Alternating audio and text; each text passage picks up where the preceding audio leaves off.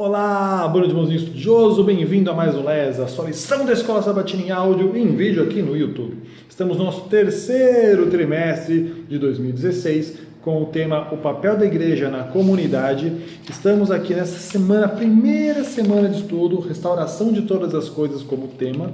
Nosso verso temático da semana de Gênesis 1, verso 27.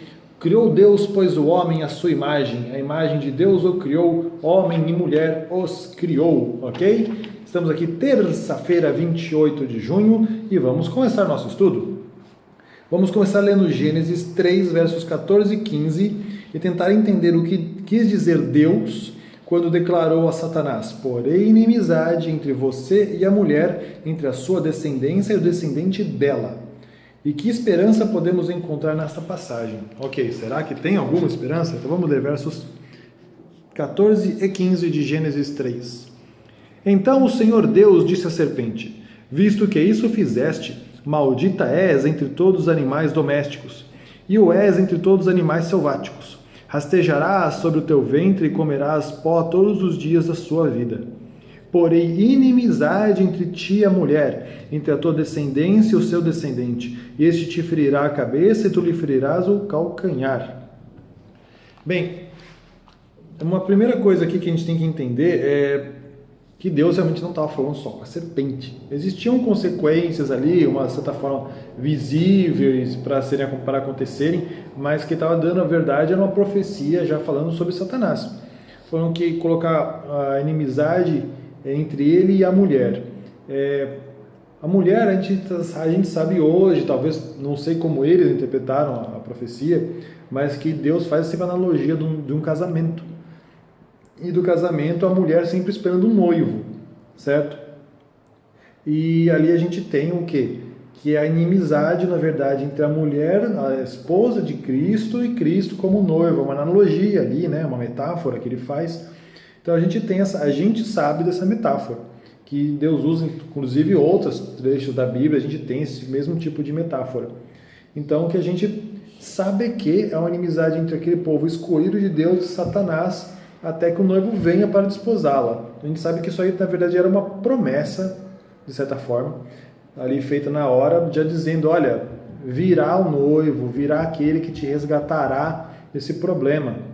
Você vai voltar a ser completa, você vai voltar a fazer parte de uma união, de um casamento, como era para ter sido desde o início. Então é isso que a gente consegue entender. Bem, vamos lá. Em hebraico, a palavra inimizade tem a mesma raiz das palavras ódio e inimigo. Bem, inimigo no português também. Ao comer da árvore do conhecimento do bem e do mal, o casal se colocou em inimizade para com Deus. Em consequência, toda a humanidade também. Veja isso em Romanos 5, verso 10, Colossenses 1, verso 21 e Tiago 4, verso 4. A promessa divina implica que Deus colocaria em ação o seu plano para atrair os seres humanos de volta a Ele, transferindo assim a inimizade deles para Satanás. Dessa forma, ao promover inimizade contra Satanás no coração das pessoas, Deus estabeleceria um meio pelo qual poderia salvar a humanidade sem violar os princípios de seu governo. Isso é conhecido no sentido original como expiação, ou seja, aquilo que Deus fez e está fazendo para finalmente restaurar o que foi perdido na queda. Tá aí, hein? Vamos brincar com o texto, com o tema inimizade para a interpretação. Uma das primeiras vezes que eu ouvi alguém realmente tocar nesse ponto de assunto, não ficar só na analogia como eu fiz, ok? Então agora vamos lá. O que os textos que vamos ler agora revelam sobre a expiação, ok? A gente vai ler uma série de textos agora, vamos ver se eu consigo com a mão só. Levíticos 1, verso 3 e 4. Verso 3 e 4. Se a sua oferta for holocausto de gado, trará macho sem defeito, à porta da tenda da congregação o trará, para que o homem seja aceito perante o Senhor. E porá a mão sobre a cabeça do holocausto, para que seja aceito o favor dele para a sua expiação. Ok, nós estamos falando aqui de uma das rotinas sacrificiais que tinha no tabernáculo sobre a expiação dos pecados, que o homem colocava a mão sobre a cabeça, ali simbolicamente passando os pecados para o cordeirinho inocente, então matava o cordeiro. Isso era para a expiação dos pecados, era um simbolismo também da dor e tudo mais, né? Que é passar Jesus. Temos agora o próximo texto, 1 Coríntios capítulo 5, verso 7. Vamos lá. Lançai fora o velho fermento, para que sejais nova massa, como sois de fato sem fermento, pois também Cristo, nosso Cordeiro Pascal, foi imolado.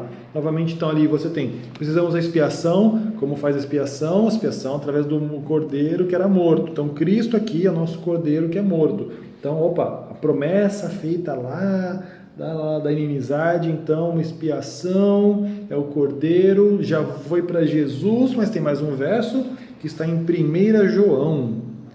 1 João, capítulo 1, verso 9. Se confessarmos os nossos pecados, Ele é fiel e justo para nos perdoar os pecados e purificar de toda injustiça. Agora, funcional. Então, pronto, fechamos um ciclo. Nós temos aqui, então, uma necessidade da expiação para passar o mal, jogar o mal para quem é de verdade, que é de Satanás. Nossos erros cometem porque nós somos tentados e caídos por causa de Satanás. Então, aí nós pedimos perdão com o simbolismo de Cristo, e depois Cristo veio para ser essa pessoa, e depois como nós podemos hoje em dia pedir a Cristo, que é Ele quem perdoa e é Ele quem faz todo o processo. Então nós temos um ciclo completo. Da onde vem o problema, a transferência simbólica do problema, depois quem é o resposta para o símbolo, e depois o que Ele está fazendo. Perfeito, fechou um ciclo, tá vendo? Então vamos lá. Às vezes os teólogos usam a palavra expiação para se referirem ao modo pelo qual essa expiação funciona, na verdade. A raiz latina expiare significa redimir, e a ideia envolve a reparação de um ato errado. Alguém fez algo errado, transgrediu a lei, e a justiça exige uma penalidade a ser paga pelo erro. Em português, às vezes se diz que uma pessoa tem uma dívida para com a sociedade, pelo que ela fez, quando cometeu um crime ou alguma coisa errada. Apesar dos nossos pecados no plano da salvação, a expiação, ou seja, a morte sacrificial de Cristo, que era o Cordeiro, que era Cristo, nos liberta das consequências legais deste erro. O próprio Cristo pagou a penalidade por nós. A punição legal deveria ter sido aplicada a quem? A nós, pois o governo de Deus tem leis. No entanto, ela foi aplicada a Jesus. Dessa forma, as exigências da justiça foram satisfeitas, mas na pessoa de Jesus, não em nós. Embora sejamos pecadores, embora tenhamos errado como pecadores e justificados aos seus olhos, esse é o passo decisivo e fundamental na restauração de todas as coisas que nós precisamos passar, ok? Então é isso, pessoal. Hoje nós vimos a desconstrução do homem, nós vamos agora passar um pouco mais a restauração que teve, então, através de Jesus, que nós estamos aqui na terça-feira e já começamos com uma resposta ao grande problema que foi proposto no início dessa semana. Vamos ver o que mais nos reserva, se vem ali realmente falando mais da restauração de Cristo, por intermédio de Cristo, certo? E ano bíblico. Não se esqueça do ano bíblico, capítulos de Salmos 78 a 80. Olha, pouca coisa hoje, hein? 78 a 80. Ânimo, pessoal, vamos fazer a leitura, ok? Um grande abraço, se inscreve, dá um like aí, dá uma ajuda. Muito obrigado, eu te agradeço e até amanhã. Tchau, tchau.